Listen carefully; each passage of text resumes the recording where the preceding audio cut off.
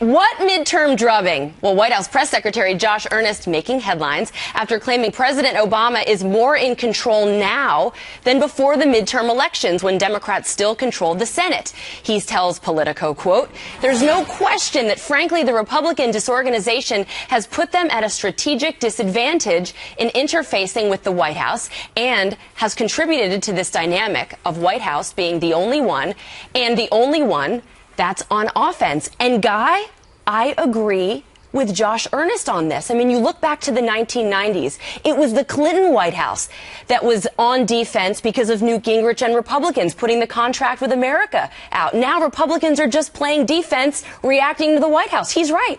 Well, he's right on that point, and the Republican disorganization is not a news story. It's just there's a twist now, because now they have both houses of Congress that are sort of dysfunctional under their control.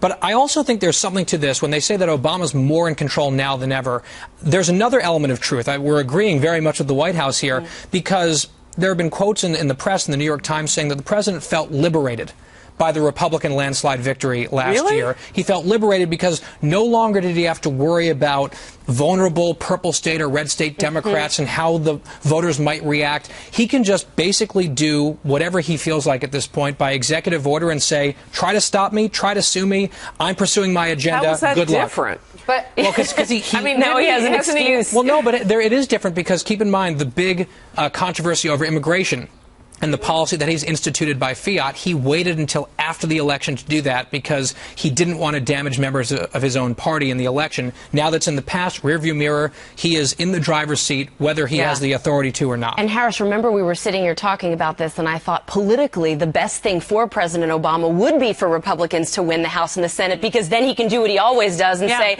they're opposing, they're oppositional, I've got to go at it alone because people want solutions and gridlock. But part of it is also that the Democrats in the Senate play hardball. And that's what Harry Reid did. He changed rules to get things going in the Senate, and to not let things land on the president's desk. Here, the Senate, the Republicans are in charge of the Senate.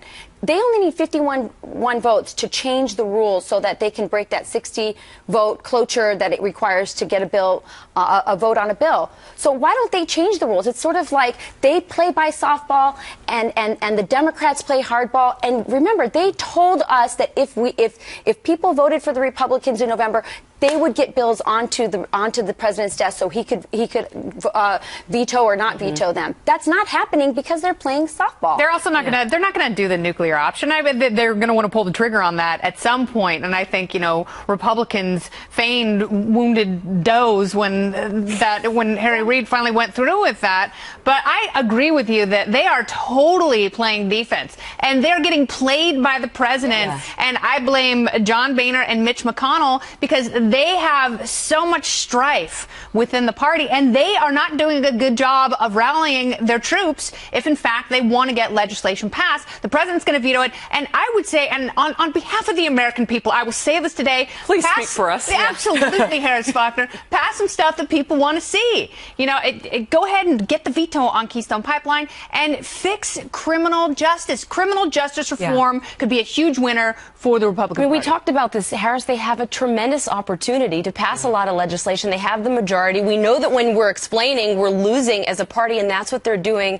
They're on defense. But can I ask you something? Sure. So Josh Earnest is saying that the president's in control, and in some ways he is. That might be a talking point, by the way. However, when the president sits down and says, I read about the Hillary Clinton scandal by reading it in the press. I saw it on TV. Yeah, I think, is he really in control, or is he totally checked out? Well, I have a little bit of disbelief about how much of the information is really coming externally. I mean, I'll just put it out there. I don't know if he is sincere about that. I would ask him about that. I think Valerie Jarrett is in control. I think you're absolutely right. All right. Well, guess what? The U.S. and the Middle East. They're telling me to take control. Take it, Andrea. Go. All right.